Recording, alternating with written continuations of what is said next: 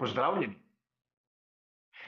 V današnji zgodbi iz preteklosti si bomo ogledali epizodo Formule 1, ko je resničnost začela oponašati fikcijo in to na tragičen način.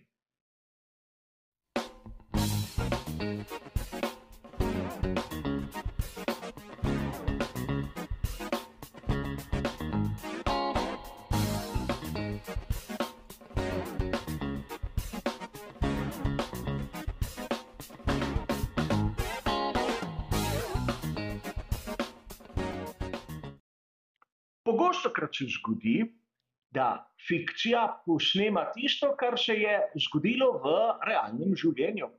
A danes si bomo ogledali epizodo, ko je pravzaprav splet okoliščin poskrbel, da je realno življenje začelo posnemovati tisto, kar so še pred kratkim si zamislili v fikciji, točneje v filmu. Mnogokrat sem na tem kanalu že citiral film Grand Prix iz leta 1966. Mojstrovina Johna Frankenheimerja, ki je po mojem mnenju do tega trenutka najboljši film o Formuli 1, mnogo boljši od toliko opevanega filma Rush. A gre za osebno oceno, vsekakor tistim, ki ga niste še videli, toplo priporočam. A na tem filmu v začetku lahko spremljamo dirko za veliko nagrado Monte Carla.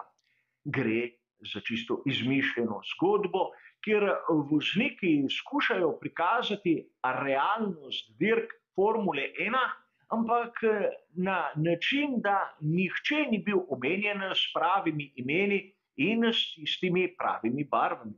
Vseeno lahko vidimo, da mnogi, na primer, nosijo čelade znanih voznikov, tudi zato, da so lahko pri montaži samega filma uporabili tiste posnetke iz realnih dirk. A pustimo sedaj to.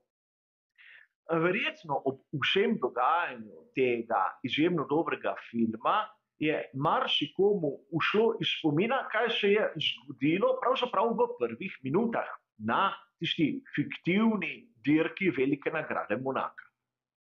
Glavni junak, James Garner, se je zapletel v boj s svojim moštvenim kolegom.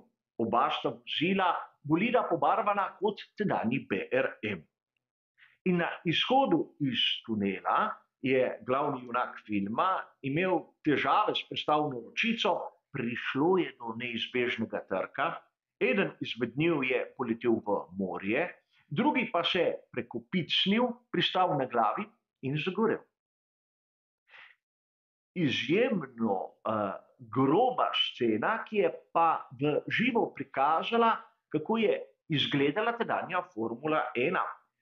Čeprav v resnici smo videli kar nekaj voznikov, točneje dva, ki sta v Monaku poletela v zaliv.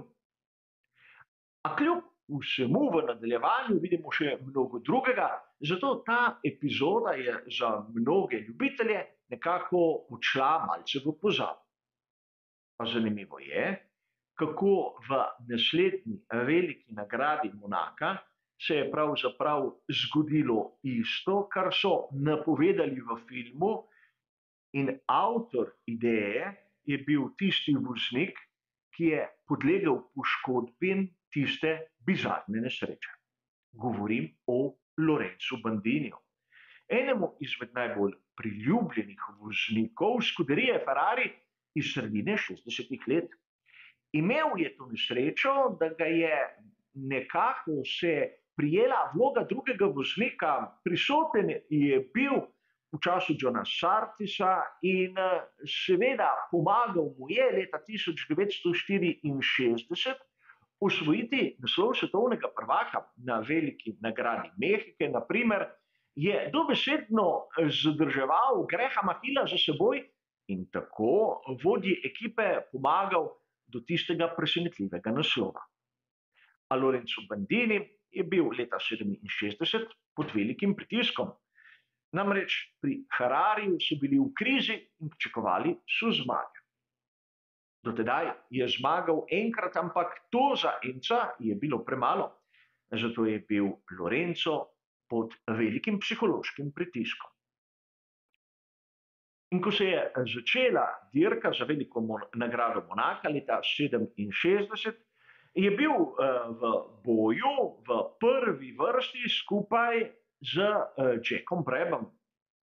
Samo en krog je vodil na začetku in nato je začel izgubljati mesta. In izgledalo je, kot da Lorenzo Bandini je nekako podlegel tistemu izjemnemu visokemu psihološkemu pritisku, a v Monaku se nikoli ne ve, kako se zadeve obrnejo. Naprimer, Jack Brabham je imel težave z motorjem, čez celo progo je razlil svoje motorno olje, ampak konec koncev dal je možnost Bandiniju, da bi zaostanek nadoknadil in se boril z Denijom Halmom za zmago. In tako je izgledalo, da se bo zgodilo, a Bandini nažalost v svoji borbi je naletel na Grahama Hilla, ki mu je verjetno hotel vrniti tisto uslugo iz leta 64, zadrževal ga je za seboj in še bolj spravil pod pritisk ubogega italijanskega voznika. Ko ga je končno prehitel in začel dohitevati Holma, se je Lorenzo Bandini začel vesti čudno. Takrat je treba poudariti, da velika nagrada Monaka ni trajala 260 km, ampak 100 krogov, kar bi bilo danes nekaj manj kot 340 km.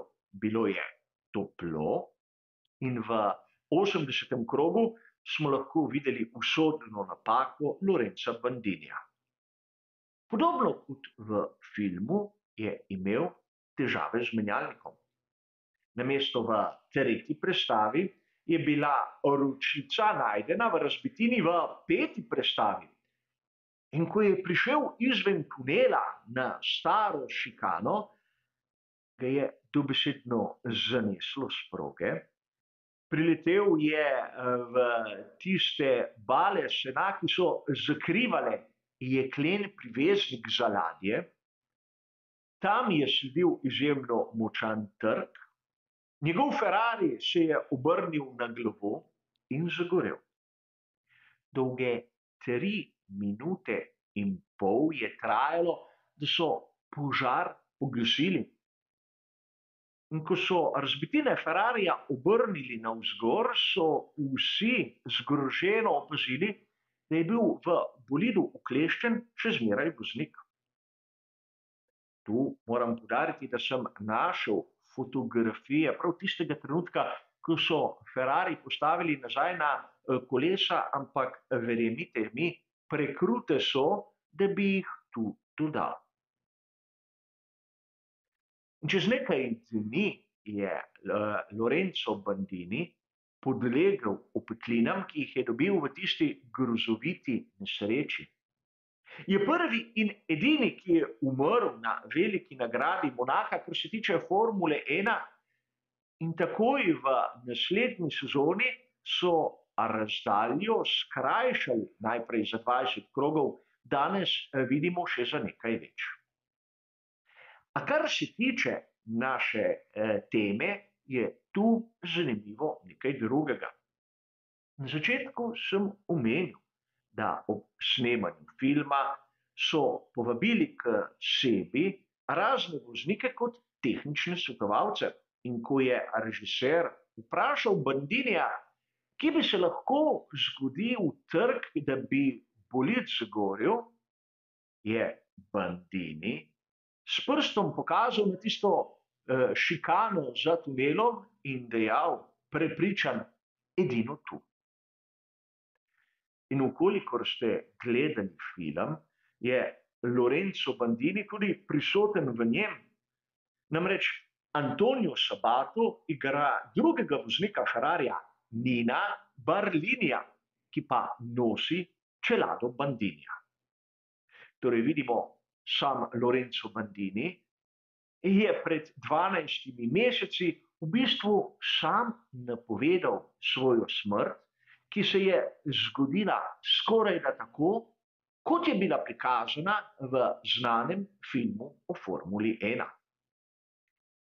bizarna slučajnost, ki nam pa pove, da v svetu Formule 1 ne moremo predvideti pravzaprav nič. Zmeraj nas preseneti, kdaj pa kdaj tudi tragično. Hvala za vašo pozornost in nasvidenje.